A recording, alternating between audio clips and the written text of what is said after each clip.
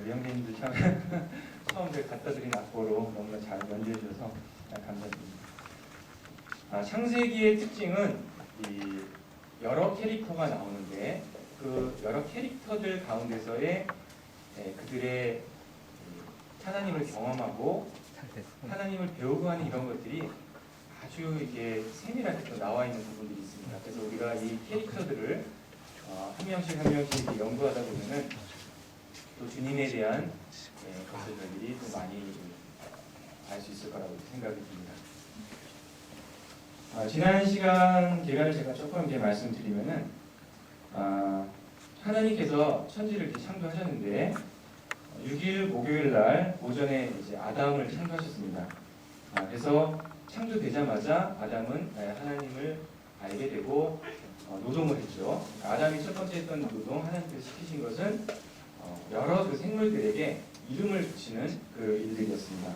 그리고 오후에도 계속 점심을 먹고 또 이제 노동을 했죠. 그렇게 일을 하다가 딱 이제 아담이 보니 자기만 혼자라고 하는 걸 깨닫게 되고 하나님께서도 아담이 독처하는 것을 혼자 있는 것을 좋게 생각하지 않으셔서 오후 4시경, 이건 제 생각입니다. 아담의 그 마취를 시작하셔서 아주 깊이 잠들었을 때 갈빗대를 꺼내서 이제 하나님께서 하와를 여자를 창조하시고 또 여자를 아담에게로 데려옵니다. 그래서 그 저녁부터 아담이 이제 충분히 참 자기에게 주신 이 선물인 이 여자를 보고서 감탄을 이제 하죠. 하나님께 감사를 드리고. 자, 그런데 이제 그 토요일 오후부터는 이제 안식이 시작이 되는 거예요. 그래서 참 제가 생각할 때 참 하나님의 이 섭리가 참 너무나 놀랍다. 아담에게 하와를 선물로 주시고 나서 바로 이제 안식일 들어가니까 말하자면은 신혼여행을 바로 안식일로 이렇게 주시는 거예요. 어떤 노동이나 이런 거 없이 바로 이렇게 안식으로 들어가는. 그래서 이 모습은 저에게 우리 그리스도께서 교회인 아내를 얻으시고 이제 우리가 어디로 들어갑니까? 우리가 주님과 만나서 하늘에서 신혼 결혼 잔치를 하고 나서 우리는 어디로 들어가냐면은 천연왕국으로 이렇게 들어갈 겁니다. 그래서 이 코스가 굉장히 아름답고 너무나 우리에게 사모가 되고 이것을 여자를 창조하실 그때에 동일하게 보여주셨다고 그렇게 생각이 듭니다. 그런데 저희들이 잘 아는 것처럼 3장에 바로 뱀의 시험과 그 유혹이 있습니다. 제가 이제 말씀을 보면은 뱀이 여자에게 와서 유혹을 할 때 그 시간은 그들이 창조된 지 1년, 2년이 아니었던 것 같습니다. 바로 그냥 창조되고 나서 안식일 끝나고 안식일 날은 아마 못 건드렸을 것 같은 생각이 듭니다만 그래서 이제 안식일 끝나고 바로 사실 이제 우리 주일이에요. 썬데이가 퍼스트데이이기 때문에 주일날 그때 이제 이 여자를 이렇게 유혹을 하고 바로 이제 이 남자가 타락을 했던 것 같습니다. 그래서 하나님과 그 부부가 깊은 교제를 나누기 전에 하나님에서 깨닫기 전에 뱀이 와서 그들을 이제 공격을 했다고 생각을 합니다.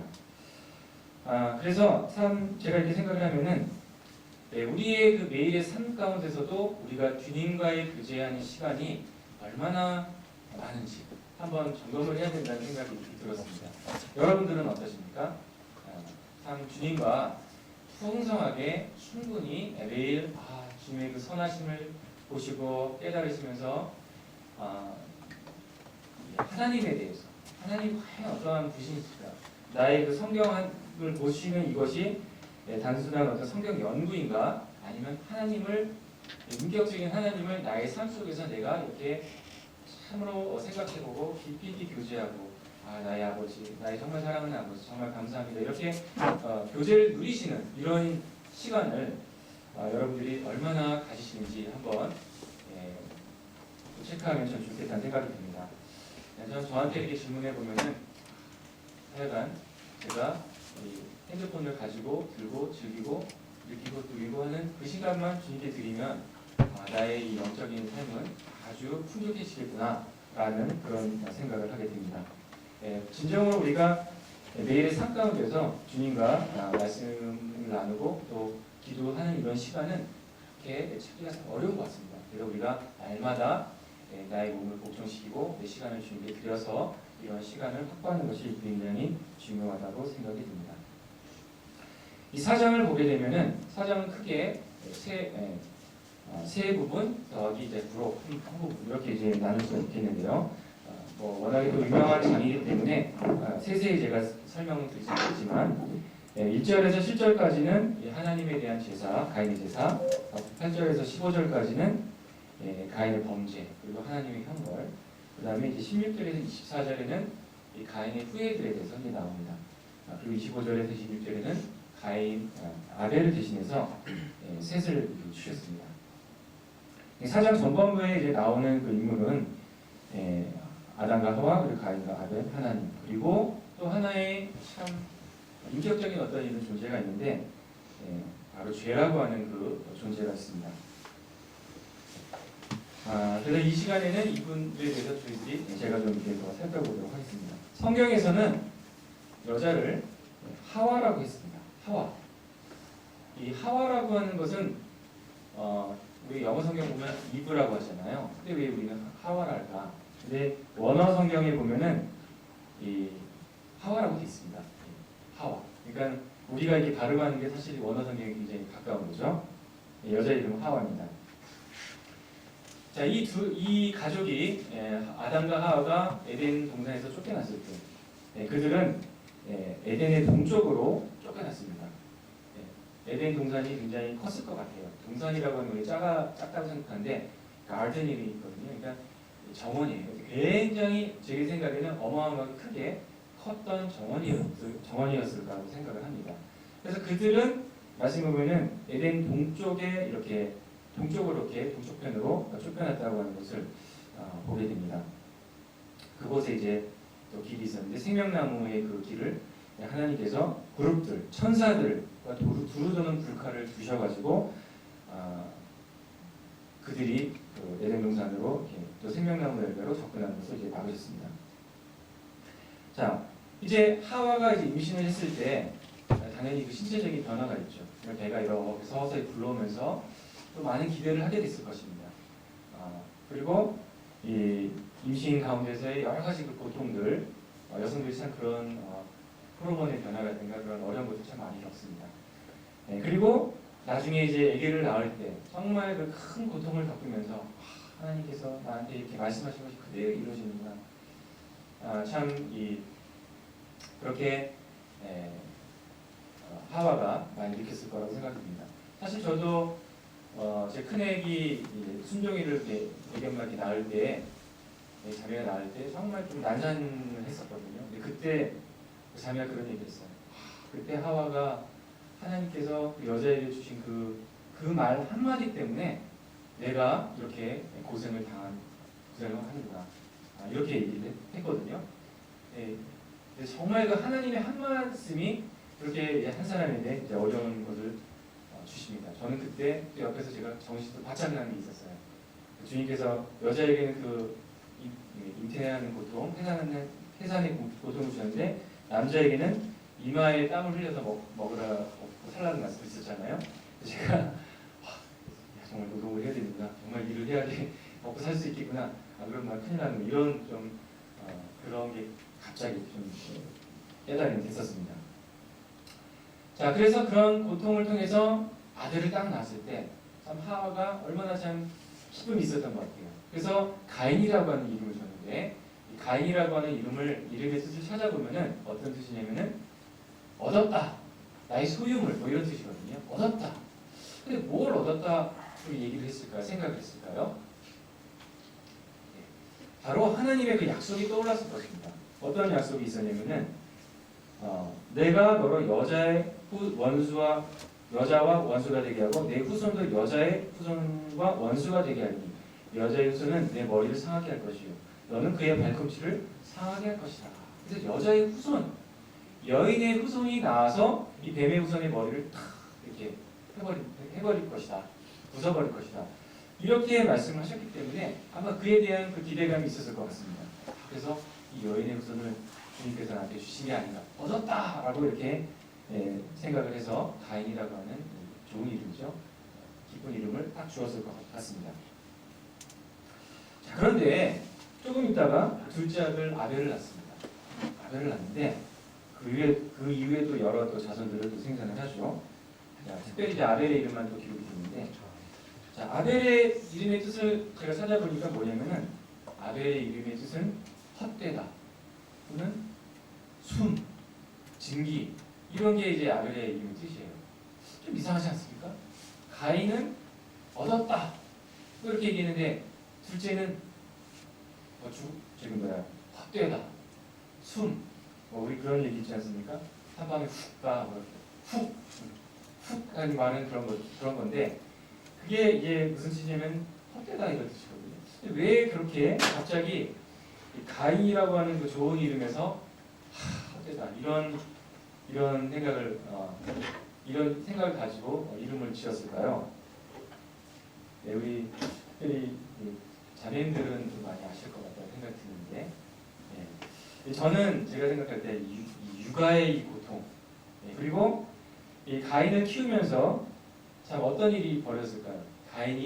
가인에게 아담과 하와에게 있은 이 죄의 본성이 유전이 됐습니다. 네. 유전이 돼가지고 이 가인에게 그 죄의 본성이 있는 거죠. 이 죄의 본성의 특징은 뭡니까? 자기 중심적인 자아. 이게 좀 어려운 말을 표현하죠. 자기 중심적인. 한마디로 자기 멋대로 하는 거죠. 자기 하고 싶은 대로 하고 자기 정말 생각하는 대로 말하고 그냥 그 멋대로 다른 사람 배려하지 않고 이렇게 했을 것입니다. 그래서 정말 가인에게 너는 그거 하면 안 돼 하면 골라서 그걸 하고 그거 먹지 마 하면 그거 먹고 이렇게 하면 이제 저렇게 가고 또 막 고집불통에 막 그런 모습 꽉 쥔 거 막 안 놀려고 막 그러고 막 싸우고 막 그것 때문에 막 하와가 막 눈물을 흘리면서 내가 왜 이런 어떤 이 육아의 힘든 이런 것들이 바로 둘째로 태어난 아벨의 이름에 들어가지 않았을까 이렇게 생각이 듭니다. 네, 그래서 장차 그 시간이 흘러서 아벨이 이제 목자가 되었고 가인이 농사를 짓습니다. 그때는 직업적인 어떤 선택의 다양성이 없으니까 그럴 수밖에 없었죠. 그랬습니다. 그러면 아벨과 가인과 아벨이 느꼈을 때 하나님은 어떤 분이었을까? 그런 것을 또 제가 이제 생각을 해봅니다. 이거는 여러분도 약간의 퀴즈지만 아담이 몇 살 때 가인을 낳았을까요? 이렇게 제가 퀴즈를 낸다면은 조금 어리둥절하죠. 생각 안 해보셨을 까 생각했는데, 저는 이렇게 생각합니다. 아담이 태어났을 때 한 살이잖아요, 그죠? 한 살. 근데 아마도 한 살이 되고 나서 이제 에덴 동산에서 쫓겨났을 거라고 생각이 들어요. 그러면은 쫓겨나서 이제 바로 또 아기를 낳지 않았겠습니까? 그러면 2살 때 가인을 낳은 거예요. 아담하고 이제 하와는 동갑이니까 그렇게 중요한 내용은 아닙니다. 자, 그래서 이제 가인이 21살이 됐을 때 역시 아담은 22살이 되는 거죠. 물론 신체적인 나이는 다르겠지만 성숙도하고. 자, 그래서 그들은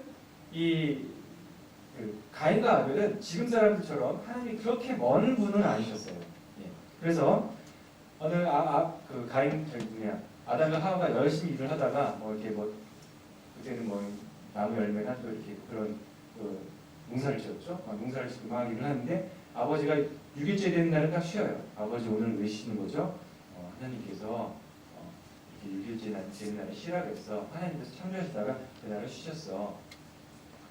그러면 또 이제 조그맣게 오두막을 아마 지어놨을 것 같은데 가인이 물어봐요. 아빠, 저기 걸려있는 저 낡은 모피 코트는 무엇이에요?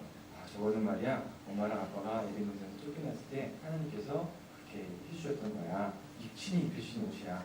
아버지, 저기 아름다운 굉장히 아름다워 보이고 평화로운 곳은 저기는 어디예요? 저기가 우리 옛날 고향이었는데 저기가 에덴 동산의 곳이야. 거기서 우리가 쫓겨났지 뭐야. 그래서 이런 식으로 해서 아벨과 가인에게는 하나님이 그렇게 멋진 분이 아니었을 거라고 생각합니다. 자, 그들이 이 하나님께 나이가 차서 제사를 드렸습니다. 왜 제사를 드렸고 어떻게 제사를 드렸는지에 대해서는 성경은 자세히 기록하지 않습니다. 그런데 참 신기하게도 하나님을 모르는 곳, 복음이 전파되지 않은 모든 지구상에 어디 찾아가서 보면은 대부분 그런 원주민들이나 이런 사람들이 굉장히 종교적이에요. 그리고 제사를 지냅니다. 어떤 방식으로든지 제사를 지내요. 사람에겐 그런 이 절대자에 대한 어떤 제사를 지내고자 하는 그런 마음이 있는 것 같습니다. 근데 이제 가인과 아벨은 더 가까웠다고 얘기할 수 있죠. 네, 근데 잘 아시다시피 이 가인과 아벨이 이렇게 딱 제사를 드렸을 때 하나님께서 가인의 제사를 이렇게 받지 않으셨습니다. 그런데 이 성경에서 보면은 항상 어떤 제물을 받으실 때 누구와 그의 제물 이렇게 되어 있거든요. 말씀에도 그렇게 되어 있습니다. 아벨과 그의 제물은 받으셨으나 가인과 그의 제물은 받지 않으셨습니다. 네. 근데 이제 왜 하나님께서 가인의 제물을 받지 않으셨는가? 그것에 대해서 자세한 내용은 또 성경에서 기록하지는 않았습니다. 네. 그런데 확실히 알 수 있는 것은 뭐냐면은 하나님의 기준이 있어요. 하나님의 기준이 있는데 그 기준에 아벨의 기준을 맞췄어요. 아벨의 제사를 드린 그 기준을 딱 맞았습니다. 그래서 아벨의 제사를 하나님이 이제 연락을 하셨죠. 그런데 가인이 드린 그 제사는 하나님의 기준과 맞지가 않았습니다. 그래서 맞지 않았기 때문에 하나님은 가인과 그의 제사를 받지 않았습니다. 근데 가인이 그 제물이 자기의 제물이 또 자기 자신이 하나님께 드리지 않았을 때 어떤 반응을 보였습니까? 말씀해 보면은 가인이 몹시 분하여 안색이 변했다. 이렇게 되어 있습니다. 그리고 이 7절에 보면은 어찌 낯을 들지 못하겠냐듯 고개를 숙이는 걸 볼 수가 있어요. 참 그걸 보면 신기합니다. 이때가 지금으로부터 대략 연대기 이렇게 측정 계산을 하면은 한 6,000년 정도 전이었는데 그때나 지금이나 사람이 뭔가 좀 불만 있을 때 하는 태도가 참 비슷해요. 그렇지 않습니까? 그래서 여러분들 부모님이나 학교 선생님이나 또 아는 사람들 앞에 어떤 불만이 있을 때 여러분들 막 그 얼굴을 바로 그냥 불만을 일으키면서 이렇게 안 하시잖아요. 그죠? 어른들은 얼굴에서 숨기고 속으로 이렇게 하고 또는 정말 불만 있을 때 고개를 숙입니다. 불만 있는 얼굴을 그의 얼굴에서는 계속 숙이죠. 똑같아요. 정말 신기합니다. 그런데 가인의 이 태도는 무엇을 보여주냐면 정말 가인이 하나님에 대해서 잘 모른다라고 하는 것을 보여주고 있고 하나님을 어떻게 받아들였는가에 대해서 저희들이 알 수가 있습니다. 가인은 만약에 하나님께서 가인의 제사를 딱 받지 않으셨다. 그러면 그가 정말 하나님을 잘 알고 하나님이 얼마나 위대하시고 정말 그 크신 창조주였냐, 창조주이시냐 이것을 그가 깨닫고 알고 있는 상태, 하나님을 두려워하고 경외하고 있는 상태였다면은 그는 어떻게 했겠습니까? 그는 아벨의 제사는 막 잘 올라가는데 자기 제사는 막 올라가지 않아요. 타지도 않고. 그럴 때 가인은 엎드려서 하나님 제가 무슨 문제가 있습니까? 제가 무엇을 잘못했습니까? 어떻게 해야 됩니까? 이렇게 해야 되는 것이 이게 원래 태도였겠죠. 하나님에 대한 존중의 태도였겠죠. 그런데 가인의 마음에는 그렇게 하나님을 존중하는 마음이 없었습니다. 그래서 분노했습니다. 하나님은 왜 정말 내 기준으로 내가 정말 선한 것을 드렸는데 왜 이걸 받지 않으셨죠? 그래서 오히려 이 분노의 태도를 그렇게 나타냈습니다. 하나님께서는 그러한 가인에 대해서 이제 말씀하셨는데 그 말씀을 제가 좀 약간 현대어적으로 이렇게 표현을 하면 이렇게 얘기를 할 수 있겠습니다. 너 왜 화를 내니? 표정이 왜 그러니? 네가 잘했으면 내가 받아들이지 않겠니? 만일 네가 옳은 것을 하지 않으면 죄가 너의 문에 엎드리고 있어. 그것은 너를 이렇게 잡으려고 하는데 너는 그것을 다스려야 된다. 라고 이렇게 말씀하셨거든요. 근데 참 이 주님께서 주님의 말씀하신 태도를 이렇게 말하기 전에 이것의 이 본질적인 내용을 좀 보겠습니다. 1호부터 4천년 이후에 우리 주님께서는 요한복음 8장 34절에 이렇게 말씀하셨는데 뭐라고 하냐면 진실로 진실로 너에게 이르노니 죄를 범하는 자마다 죄의 종이니라 이렇게 말씀하셨거든요. 죄를 범하는 자는 죄의 종이다. 근데 주님께서 거꾸로 말씀 안 하셨어요. 너희가 죄의 종이기 때문에 죄를 범한다 이렇게 말씀하시고 않고 죄를 범하게 되면 너희들이 죄의 종이라고 하는 것을 보여주고 있다라고 얘기를 하시는 것입니다. 그래서 이 죄를 하나님, 우리 주님은 어떤 인격적인 존재로 말씀하고 계신 거예요. 그리고 하나님, 여호와 하나님도 죄가 너희 눈에 엎드리고 있다. 그걸 너를 잡으려고 한다. 어떤 인격적인 존재로 죄를 이제 말씀하고 계시거든요. 그래서 사실 참 만약에 내가 죄를 진다면 하나님의 말씀에 의거해서 뭐 여러 가지 마음속으로나 어떻게 죄를 지게 된다면 우리는 그 죄의 능력 아래 있다라고 하는 것을 인정해야 됩니다.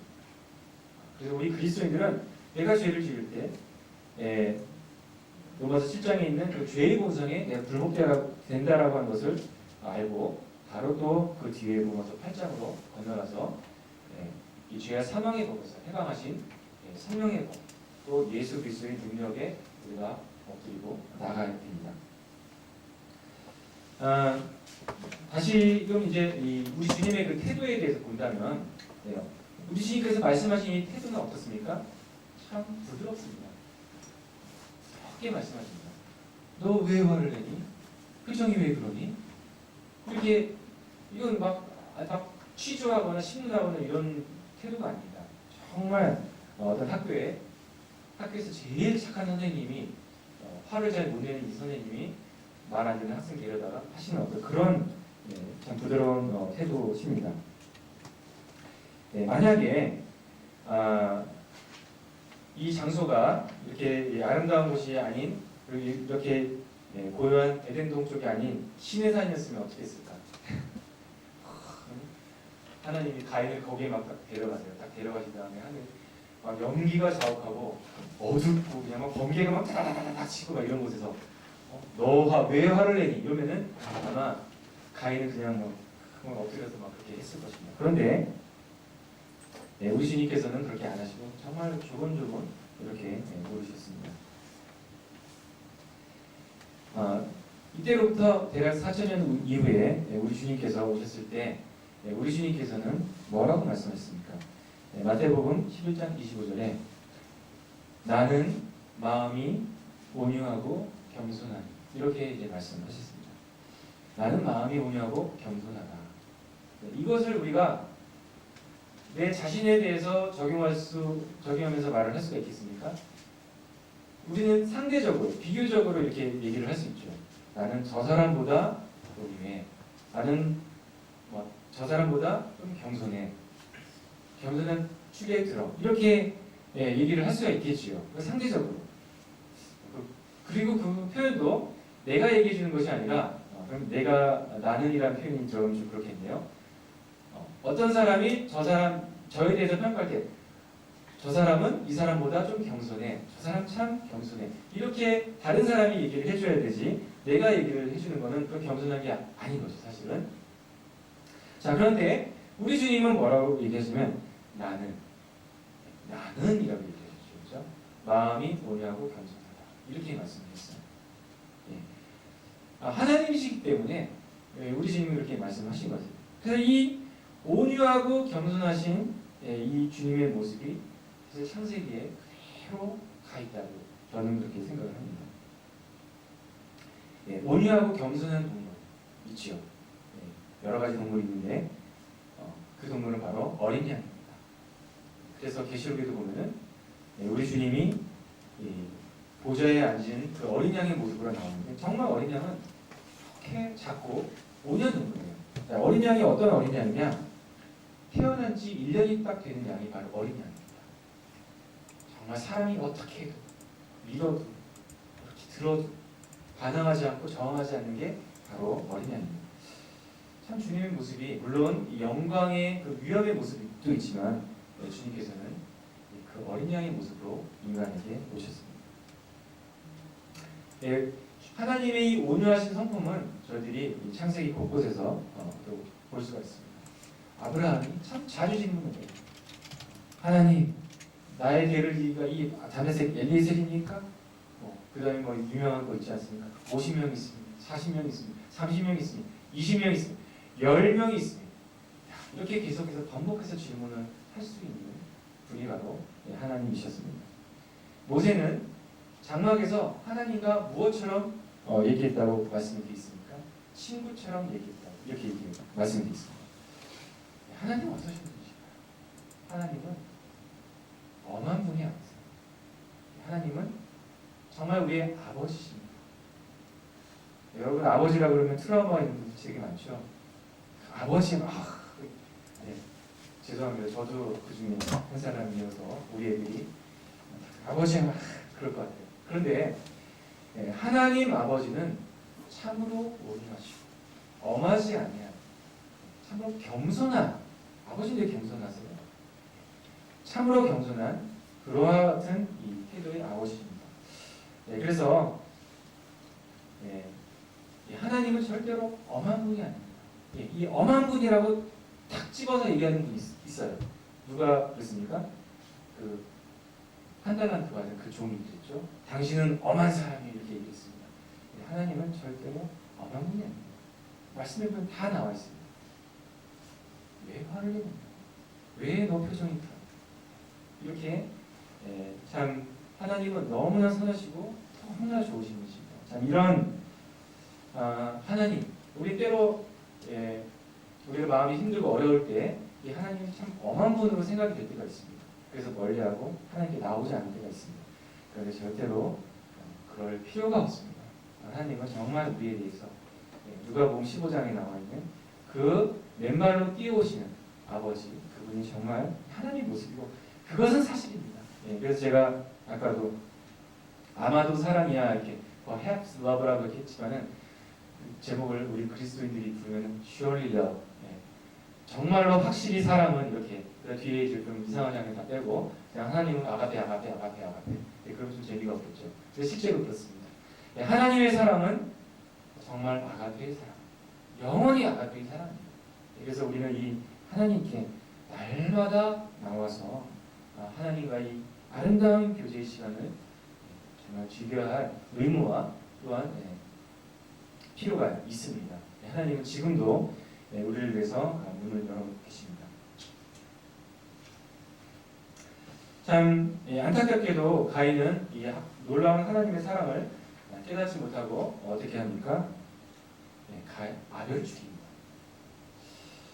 참 어떻게 그런 일이 있을 수 있을까? 정말 너무나 상상이 되지 않습니다. 그리고 그거 하나 가지고 그렇게 할 수 있을까? 그래서 죽여? 자기 동생을? 그리고 또 보면은 그냥 또 죽인 게 아니에요. 막 그게 아니라 피가 흘러요. 피가 어떻게 하면은 사람의 몸에서 피가 흐를 수 있을까? 그 당시에 좀 죄송합니다. 이게 너무 좀 범죄 현장을 또 제가 여러분들 현장으로 여러분들 인도하는 것 같아서 아마 몽둥이는 아니었을 것 같아요. 죄송합니다. 몽둥이는 돌 같은 거 그런 거로 심하게 아마 그렇게 했을 것 같습니다. 야, 이 분노, 이 그런 노여 상상이 되지 않습니다. 근데 여러분 우리는 그러지 않을까요? 사실 우리에게 뭐 이렇게 큰 분노는 아닐지라도 매일의 어떤 삶에서 좀 분노가 좀 있습니다. 가끔 제가 이제 운전하면서 막 가면은 천천히 갈 때도 있죠. 저는 차간 거리를 유지를 좀 중요하게 여깁니다. 그래서 빵 그래요. 그러면 막 참 은혜로운 마음이었다가 갑자기 막 마음이 막 쇠해집니다. 막 뒤에서 막 비밀 막 올려. 비밀 막 이러면서 딱 보면은 가끔 그래요. 천천히 보면 천천히 차선 싹 바꿔주면서 살짝 옆을 막 쳐다보고 나서도 뭐 할 건 아닌데 이렇게 한번 봐요. 이렇게 누가 이렇게 가끔 막 그러면은 막 주먹이 막 창문으로 한번 주먹 내밀어서 이렇게 가운데서 막 근데 사실 그 마음이나 가인의 마음은 사실 다른 마음은 아닙니다. 이것은 무엇을 보시냐? 우리에게 죄성이 있다라는 그 거기나 내 안이나 똑같은 죄성이 자리 잡고 있다라는 것을 보여주고 싶습니다. 이것은 나도 내 죄를 내 죄성을 컨트롤할 수 없습니다. 우리 주님이 나의 주님이 되셔야만 이 죄성을 컨트롤할 수가 있습니다. 하나님께서는 이 가인에게 그 무시무시한 일이 있고 나서 가인에게 물어보십니다. 근데 하나님은 먼저 이 하나님의 이 말씀의 이 태도를 보면은 무조건 정죄가 아닙니다. 사실 참 저같이 이렇게 이 분노 조절 장애가 있는 사람인데 조금 많이 나아졌습니다. 우리 아이들의 은혜로 보고 있는지 모르겠습니다. 많이 좋아졌는데, 근데 제가 만약 하나님이라면 진짜 그냥 아벨을 죽이지 못하도록 그때 그냥 막 이렇게 했을지도 모르겠습니다. 근데 하나님 그렇게 안 하시고 가인에게 이르시되 내 아우 아벨이 어디냐 이렇게 물어보셨습니다. 내 아우 아벨이 어디냐. 이 말은 가인에게 그가 한 모든 행위에 대해서 다시 한번 생각을 할 수 있는 이런 기회를 주는 그 말씀이었습니다. 내 아우는 어디 있느냐, 내 아우 아벨은 어디 있느냐 이렇게 말씀했어요. 이름까지 하나님은 이름을 기억하시는 분이십니다. 그때 가인이 울면서 하나님 잘못했습니다. 제가 내 아우를 지키는 자입니다. 이렇게 얘기했으면 인류의 역사는 두세 번 바뀌었을 것입니다. 근데 반항을 했죠. 말꼬리 올렸어요. 내가 내 아우를 지키는 자이니까 이렇게 이 분노와 이 반항의 이 목소리를 올렸습니다. 그 꼬리를 내렸습니다. 지키는 자니다 이렇게 됐으면 인류 역사는 정말 여러 번 바뀌었을 것입니다. 그런데 사실 이 질문은 가인에게만 하시는 말씀이 아닙니다. 저희들에게 하시는 말씀은 동일하다고 생각합니다. 너의 아우, 너의 형제, 너의 자매 누구는 어디 있느냐? 이럴 때 참 우리는 주님 앞에 엎드려서 주님, 제가 제 아우를 지킵니다. 저를 도와주세요. 그를 위해서 기도하게 해주세요. 이렇게 되었다면 역시 우리 교회에 큰 기쁨이 있을 것이고 저의 삶에 큰 기쁨이 있을 것이라고 생각을 합니다. 그런데 가인은 하나님께 대들었습니다. 내가 내 아우를 지키는 자니까. 이때부터 하나님께서는 말씀하십니다. 네가 무엇을 하였느냐? 내 아우의 핏소리가 땅에서부터 내게 호소하느니라. 땅이 그 입을 벌려 내 손에서부터 내 아우의 피를 받았은즉 내가 땅에서 저주를 받으리니 내가 밭을 갈아도 땅이 다시는 그 효력을 내게 주지 아니할 것이요 너는 땅에서 피하여 유리하는 자가 되리라. 참 사람이 사람을 죽이면 모세의 율법에 의하면 그 사람을 죽이도록 돼 있어요. 근데 하나님은 가인을 죽이지 않으셨습니다. 가인을 데려가지 않으셨습니다. 아직도 참 이해가 되지 않습니다. 그것은 그에게 끝까지 회개할 기회를 주시는 하나님의 은혜라고 생각이 듭니다. 자, 근데 아벨의 핏소리에 대해서 뭐라고 얘기했냐면 하나님께서 네가 무엇을 했냐? 내 아우의 핏소리가 땅에서부터 내게 호소하느니라. 소리를 친대요. 그 핏소리가 막 하나님한테 소리를 친대요. 그래서 그 핏소리 때문에 내가 너한테 지금 이렇게 말을 한다는 것이죠. 아벨의 핏소리는 무엇이라고 얘기했을까요? 그 핏소리들이 어떤 인격체처럼 막 말을 하는데 무엇이라고 말을 했을까요? 당연히 하나님 저를 신원해 주세요. 제가 원통합니다. 우리의 피를 갚아주세요. 계시록에도 나오지 않습니까? 우리의 피를 갚아주시고 신원해 주십시오. 이렇게 말을 했을 것입니다. 그런데 히브리서 12장 24절에 보면은 굉장히 놀라운 말씀이 있습니다. 히브리서 12장 24절에는 제가 찾아 읽어드리겠습니다. 새 언약의 중보자이신 예수와 및 아벨의 피보다 더 나은 것을 말하는 뿌린 피니라 이렇게 되어 있습니다. 새 언약의 중보자이신 예수와 그리고 아벨의 피보다 더 나은 것을 말하는 뿌린 피니라 이렇게 말씀이 기록되었습니다. 참 너무나 놀랍습니다. 아벨의 피는 무엇을 얘기했습니까? 신명해 주세요. 원수를 갚아주세요. 신명해 주세요. 우리 주님의 이 아벨의 몸에서 그 아벨의 그 피부가 찢어져서 피가 이렇게 흘렀는데 역시 우리 주님의 몸에서도 많은 피가 흘렀습니다. 정말 죄가 없으신 우리 주님의 인생에서 죄를 찾아볼 수가 없습니다.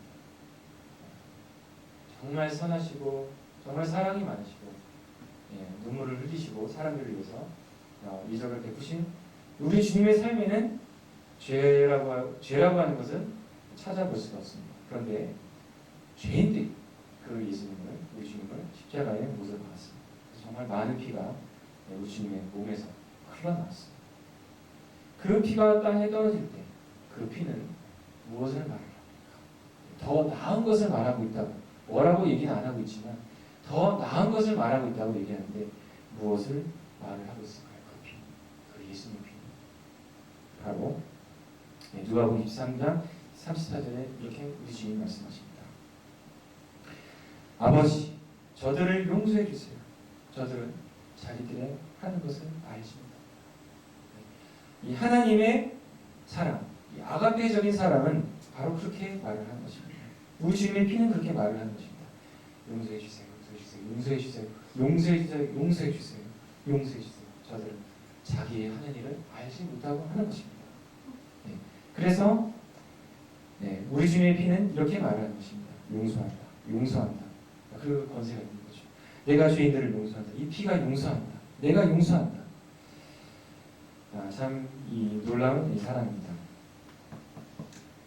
그래서 하나님께서는 우리가 이 아담과 하와로부터 이 죄를 가지고 태어났기 때문에 우리의 이 범죄들, 물론 우리가 생각할 때는 이것은 어떤 나의 고의적인 범죄, 그리고 그 죄라고 하는 것은 하나님께서 용서하신 죄가 있어요. 성경에 보면은 두 가지 종류의 죄가 있는데 하나는 이 우발적인 그런 범죄입니다. 하나는 고의적인 범죄입니다. 그래서 우발적인 범죄는 용서를 받을 수가 있어요. 그래서 예를 들어서 어떤 사람이 산에서 나무를 하다가 두 사람이 나무를 하러 가는데 열심히 도끼질을 하다가 도끼 머리가 갑자기 떨어져가지고 날아가가지고 뒤에 있는 사람을 죽였다. 죽인 건 죽인 거니까. 근데 그런 경우에는 우발적인 범죄입니다. 그래서 그 사람은 열심히 그 도피성으로 도망을 가면 거기서 용서를 받을 수 있습니다. 그런데 그렇지 않고 고의적으로 어떤 그 사람을 여러 가지 도구를 써서 다른 사람을 죽였다든지 하면은 그 범죄는 고범죄라고 합니다. 고의적인 범죄라고 해서 가도 용서를 받을 수가 있습니다. 그런데 하나님께서 우리에 대해서 이렇게 용서하신다 하는 것은 무엇이냐면은 하나님께서는 우리의 전 인류를 어떤 것으로 보냐, 고의적인 범죄 이것으로 보시는 것이 아니라 우발적인 범죄, 우발적인 범죄로 보시는 것입니다. 그래서 주님께서는 그런 우리에게 사실은 용서하시면서 뭐라고 말씀하시면 정말 감당할 수 없습니다. 옛날에 그 어느 영화에 보면 굉장히 유명한 그 대목이 나오죠. It's not your fault. 너 잘못이 아니야. 하나님은 우리에게 이렇게 말씀하십니다. 너 잘못이었어. 그런데 그 말씀은 그 이상의 그 뜻이 있습니다. 예수 그리스도의 보혈이 가져갔어. 이것은 너의 잘못이 아니야. 너의 잘못이 아니야. 이렇게 주님이 저희들에게 말씀하시면서 저희들을 껴안으시는 것입니다. 이것이 바로 성경에서 말하는 그 아가페의 사랑이라고 저는 믿습니다. 참 가인이 하나님의 이 말씀을 듣고서, 이 정죄하는 말씀을 듣고서 과연 회개를 했는지는 정확하게 알 수는 없습니다. 그러나 그가 죄에 대해서 조금은 느끼고 전 주님의 그 형벌이 무겁다 뭐 이렇게 얘기를 합니다. 정확하게는 잘 모르겠습니다. 근데 여하튼 간에 가인이 어떻게 했든지 간에 하나님이 그를 용서하시고 용납하신 것은 틀림이 없습니다. 그래서 하나님께서는 이후에 가인을 누군가 이렇게 죽이거나 한다면은 그 사람을 더 7배나 더 벌하겠다라고 얘기를 합니다.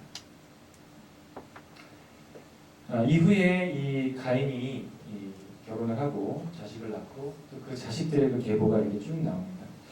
근데 그 자식들의 그 계보를 보면은 그 집안에 하나님을 알고 경외하는 그 내용이 굉장히 없다라고 볼 수 있습니다. 오히려 이 라멕이라는 사람은 2명의 아내를 취했고 그리고 그들에게 어떤 노래를 하는데 노래 내용이 되게 이상해요. 내가 상처를 입어가지고 사람을 죽였고 내가 그 상처를 받아가지고 그 젊은 그 아이를 이렇게 죽였다고 소년을 죽였다고 뭐 이런 얘기를 해요. 이걸 막 대놓고 얘기하고 가인을 위해서는 벌이 7배인데 라멕을 위해서는 벌이 70배다. 이상한 얘기를 합니다. 완전 좀 자기 죄에 도취된 어떤 이런 얘기를 하는 걸 보면은 가인의 이 계보에 대해서는 하나님의 경향이 없었다는 것을 생각하게 됩니다. 하지만 하나님께서는 그들을 살려주시고 그들의 그 삶 가운데서 하나님께 돌아올 수 있는 그 기회를 허락하셨다는 것, 그 자비를 베푸셨다고 하는 것은 틀림이 없습니다. 25절, 26절에 보면은 이 아담과 하와의 이 가정에는 정말 큰 슬픔이 있었습니다. 이 슬픔은 그냥 잊혀지는 그 슬픔이 아니었습니다. 그들이 하나의 정말 그 작은 죄를 졌을 때, 작다라는 것이 없죠. 죄라고 하는 것. 그 죄를 졌을 때 그것이 얼마나 무서운 결과를 가져오는지 그들은 정말 그 뼈저리게 그들의 인생 가운데서 알게 되었습니다. 그래서 셋을 낳았을 때 아벨을 대신해서 주셨다는 말을 했습니다. 이 셋이라고 하는 것은 대체하다라는 뜻입니다. 자, 그런데 이 셋이 누구를 낳았냐면 에노스를 낳았습니다. 자, 근데 에노스라고 하는 그 이름의 뜻은 뭐냐? 죽을 수밖에 없는 아픔, 잊혀짐 이런 뜻입니다. 그러면 우리는 이 이름을 통해서 무엇을 생각할 수 있습니까? 정말 우리 인간은 하나님 앞에서 얼마나 연약한 자인가? 하나님 앞에 우리가 얼마나 가련 자이고 불쌍한 자인가? 하나님의 은혜밖에는 우리를 구원할 수 있는 분이 없다라고 하는 것을 그의 인생에서 인정을 하면서 걸어가는 것이라고 하는 것을 보게 됩니다. 그래서 그때 26절에 뭐라고 되어 있습니까? 셋도 아들을 낳고 그의 이름을 에노스라 하였습니다.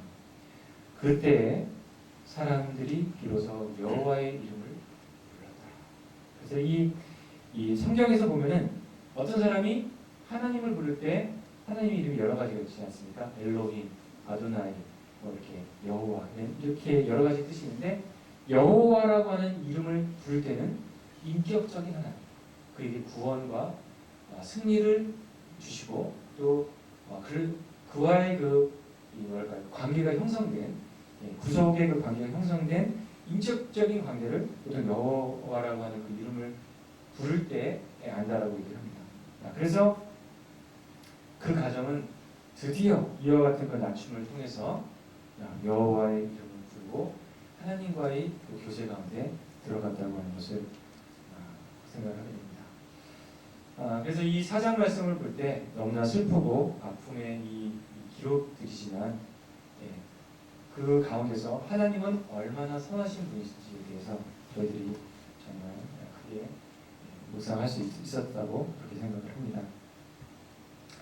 이 선하고 이 좋으신 하나님과 그리스도 이분과 우리는 우리 남은 생애 가운데 얼마나 아름답고 뜨거운 사랑과 교제를 저희들이 가져야 할까요? 이렇게 제가 질문을 드립니다. 감사하겠습니다.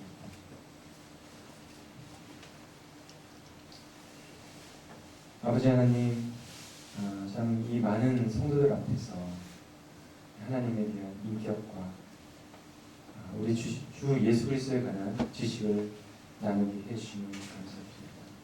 하나님께서는 당신이 사랑이시라고 하는 것을 한 번도 부인한 적이 없습니다.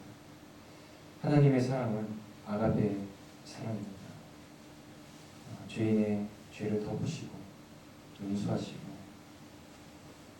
사랑하시는 그 아가페의 사랑이 하나님께 풍성이 있으며 하나님의 인격 그 자체이신 것을 기억합니다. 참 이런 이 놀라운 하나님의 사랑을 떠나서 우리는 방황할 때가 얼마나 많은지요. 참 이 아름다운 이 좋으신 하나님을 떠나 있을 때가 얼마나 많은지요.